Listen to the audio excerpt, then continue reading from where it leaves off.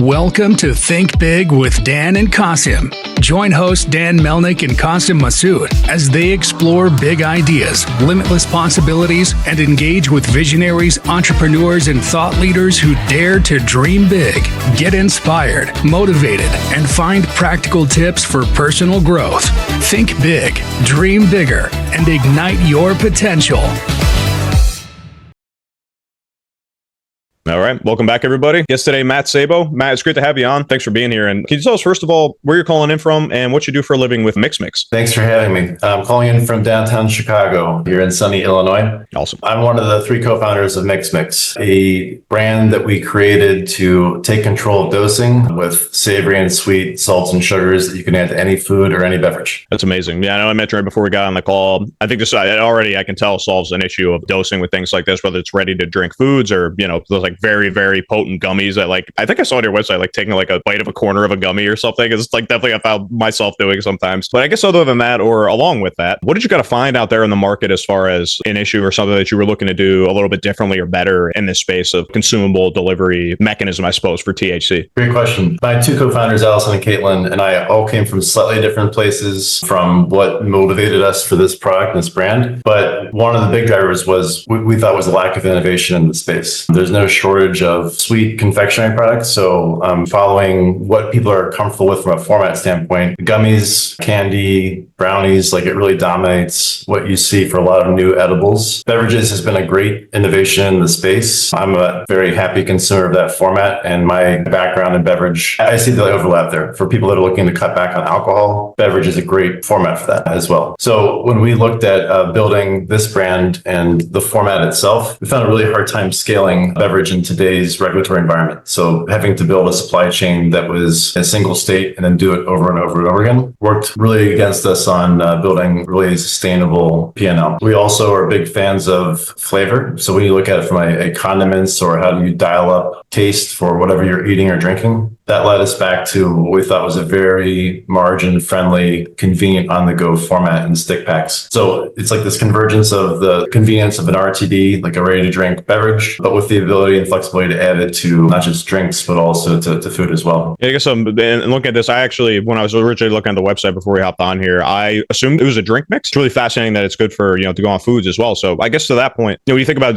using this is it meant to be used like in cooking? Does that kind of change the way that it's effective, or is this really meant to be used as like an after cooked, like kind of like almost like a garnish? Does it affect it in any way if you do like cook with it and have like that intense heat like on it? Yeah, there is an upper limit for THC and other cannabinoids. So after the low 200s Fahrenheit, you start to see some breakdown in the particles. So we don't really push people towards like this is a 12-step recipe for a cooking application. People can obviously do that, and if you just watch that temperature piece of your recipe, no problem. We're a little more come to us, like as a consumer, show us what you want to do with it. So we treat it definitely more like a condiment or a mix that you're adding on top of or a step within. So we love to make a picture of dressing. A dressing might have an oil and vinaigrette. Adding MixMix into that as a way to help it coat your salad or be along for the ride for the recipe that you're building. So I would say a little more for a garnish. We've used every word from condiment to garnish to topper that we can think of. But as a drink mix itself, it's the base of it is salt and sugar. It dissolves and acts like salt and sugar because it is. So very happily jumps into the beverages. And my personal go-to is I have a lot of non-alc cocktails around the house. So you have something that's already built with a great base of flavor. If you want to add a little bit of functionality with THC to it, it's a really quick and easy way to have a delicious adult drink on the go. Yeah, no, that's awesome. I know you mentioned, obviously, working in each individual state, like if you're selling, say, CBD-based THC products, you have to abide by, and you can't ship over state lines naturally, right? So how do you kind of grapple with that and make sure that this is something that you can have scalability with, where you can deliver to all 50 states and operate across kind of state lines that way? Yeah, we took two approaches. One was build the supply chain so that it's scalable. And that's kind of it sounds like a no-brainer, but everything that's not THC in our product is put together centrally. So we have a third-party blender that does the heavy lifting on our bulk flavors and all the other ingredients that go into our product. And that allows us to pivot to different states. So if forecasts change, if volumes fluctuate, if one market's going faster than another, we can quickly move that product into that final step, which is combining our THC into product and then packing it off. So just looking at it from a margin perspective on what's going to be areas that you can save from a scale standpoint. And that was the largest one that we found. But yeah, it's a consideration. Like, we are a regulated cannabis product. We are obviously looking at testing what a hemp version looks like. And this is a very volatile time for legislation tied to that. A lot of states are looking at their own path to it. Very timely that, this week the federal government's looking at it as well. We don't have a crystal ball on how that turns out. So knowing that this was coming, probably like what's going to happen with hemp, we built our supply chain to work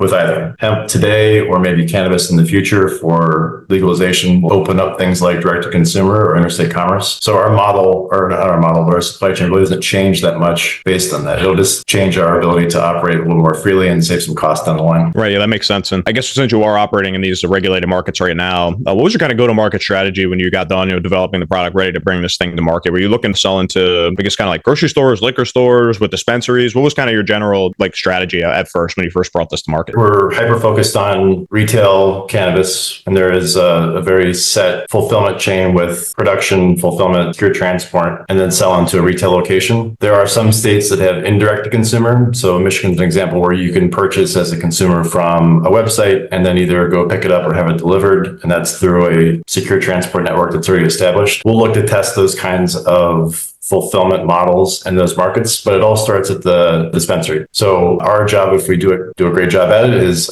create end user demand. Our brand is going to be out there, hopefully where consumers are shopping, and that can be obviously online. And then once they get to that retail experience, we want to be the option that's coming top of mind for a bud tender there. When people are looking for low dose, great tasting, something new and different, we're trying to hopefully get them shorthand for pulling our product out and giving it a try versus, hey, I'm looking for something that's different from a gummy. What do you have that's different? That's really what our early strategy for go-to-market is. It's really fascinating to think about the, obviously that cannabis retail, because everything kind of goes through those bud tenders, right? So I don't think there's any other kind of retail locations where that is the case. So it's really fascinating. I talked to somebody else who's kind of doing a similar product. They're like, we basically focus all of our marketing and messaging to the bud tenders, because the end user is only going to use it if the bud tender almost recommends it to them, unless I'm sure some people will come across it and see it and want it. But just a really fascinating kind of dynamic. So how do you grapple with that? I mean, what are you kind of doing in those retail locations to make sure those relationships are sound and that the bud tenders know what it is and what it can do and how it's a little bit different than your typical, edible delivery mechanism for THC? But I think the big thing that we're doing, we are trying to educate the consumer directly. So we've learned over a few years working service side in cannabis, a lot of cannabis consumers that are buying in the regular market have never been to a dispensary. They're going through a friend, they're going through a family member, the person that they know who goes to the dispensary. They ask, hey, can you top me off for the month? Oh, great, glad you're going. Can you pick me up something? They typically have a much more specific list of things that they're looking for. They're not there browsing, they're not there looking at the dispensary or talking with the bud tender. They're either taking the recommendation from that trusted friend, or they are finding what's being advertised to them, where they are. So our goal is to go and find them and hopefully give them more information about how MixMix fits into their lives. And then that ask starts going back to retailers as well. So it's not just a push from a bud tender, it's also a pull from, we've got a lot of consumers asking for this. Maybe we should take a look at it too. On the bud tender side, we've worked with a lot of fantastic independently owned dispensaries. We get a variety of ideas from them on what works for both the low dose consumer, so when it's microdosing, and our varieties come in 2, 5, and 10 milligrams that can be stacked, so you can dial up or down. But for someone that's not looking for 25 milligram gummy or a shot or something that's a much higher dose and a much higher experience user, we want to have a little bit of language for what else is there to recommend. And we often do that with sponsored demo days. We work with them on co-branding with brands that we find are doing great work from a positioning standpoint in the market too. But demoing is a really strong way to, just like in regular CPG, how you get a quick taste so you lower the risk on that purchase decision down, and a little bit of confidence in, I like that first taste, I'll give this a shot. So demoing is definitely a big one. We also are trying to make this a little less complicated. I think a lot of the language as a consumer walking into a dispensary is, are we doing indica or sativa? Are we doing uppers? Or are we doing downers? What mood are we in? Are we trying to solve a specific ailment? Like our product is not positioned as a medical product. We're trying to take the edge off and take some control of your mood. So it's more of the versatility of it. It's more of where you can use it and how to mix it up. That really changes that conversation on, I'm looking for a way to help me sleep. And instead it's pivoting to, hey, you know what? You can actually try to incorporate this in lots of different places in your life. And then you have control on that occasion yourself. It's really fascinating, those dynamics, like working with those independent stores. And I know you mentioned, obviously, consumer education and kind of spreading the word through like natural, just like word of mouth kind of marketing has been a big, obviously, driver for you. I guess when you think about like really your more kind of like traditional advertising, I know that's something that's obviously highly regulated, even in markets where it is, completely recreationally legal. What kind of things do you grapple with on the advertising side, whether it's online or in person? Do you do any like, I don't know, like a billboard or something, but what's kind of the general landscape of like, I guess, as opposed to like a traditional CPG, like things like the cans and cannot do's when you're advertising something that does have cannabis derived THC? Yeah, we're a little bit biased, honestly. So we, meaning Allison, Caitlin, myself, my co-founders come from a marketing agency background. So ex-BBDO, different verticals in the Omnicom family. I've worked in alcohol beverage. Both of them have as well. They've had clients in smoking cessation, in household fragrance, in pest control. All those are for very different reasons, highly regulated industries. They have very deep rules about what their marketing codes are, what advertising codes are. Cannabis, honestly, is just a different version of those. There are rules. They do change. They're different state to state sometimes. They evolve. But that's the case with lots of other regulated markets too. So as long as we keep on top of that, and for example, like Allison is part of the Cannabis Media Council. So there's kind of a finger on the pulse of both what is the way things are set up today versus, hey, we can see a proactive way to a better place in the future, trying to keep things both honest and transparent for the consumer that's being advertised to, but then also for the brands to operate responsibly in that space. So our job is to simply stay informed for the opportunities where we have an opinion about, what works and what doesn't, we'll be vocal about it. But it's really just applying our experience from regulated markets to another version of it, and one that's a bit more volatile and evolving as legalization progresses. Yeah, that makes sense. So, but you say it's not as much as a challenge as it is just you need to have diligence to make sure that you're staying within the bounds of those things. And then if you're confident that you are, you can obviously still have like some creativity and do the things that you want to do and do the type of messaging that you want to do, right? Yes, it's knowing where to take a little bit of risk because the downside is not that bad. But yes, as long as that's a way of saying there's a lot of work involved. There is the diligence is a great way to say it, but it's a known. You can find the regulations and abide by them. Yeah, no, it's really fascinating. And I suppose to that point, what have you kind of seen as maybe the most like effective use of your marketing dollars with the company? Has it been online? Has it been kind of in person? I mean, in regulated markets, whenever I drive through, New York State where I am is a regulated market. It's legal. There doesn't seem to be as much like brick and mortar yet. They've been very like kind of stingy with that. But I know when I used to drive across the border into Maine, or when I used to go into Massachusetts, like there's billboards everywhere, those like border dispensaries, So what have you kind of seen, or like in your mind, the most effective way that your advertising goes the furthest, I suppose? I'll take a bit of a dive on that question because we're just 5.5 weeks into the market. So we do have the plans across each of those pieces. Looking at other brands, I think it's of return is very brand dependent. So high dose cannabis products and edibles versus inhalants, very different consumers they're going after and very different places to advertise to them. They may work wonderfully with heavy bud tender education, looking for swap outs, looking for a competitive product that you want to be named instead of them. Because we are a less common to new format, there's not a ton of stick packs. There's going to be more, obviously, as time goes by. Our piece is going to be focused more on that consumer education piece. I think a lot of our early spending has been towards demoing. It's been to running sponsored events where you can have small to medium-sized groups interact with the product, access us as the founders, and even talk with our retail partners as well about all the different ways that this product works in ways that may be different from how they've experienced cannabis before. So I think in the future, we're definitely going to be doing A/B testing where we can between markets. Yeah, outdoor advertising is always interesting. It's kind of the obvious one when consumers are going down the highway within that big stretch between two cities. They see a ton of cannabis billboards. Based on clients I've worked with in the past, it's mixed results. Some work great. Others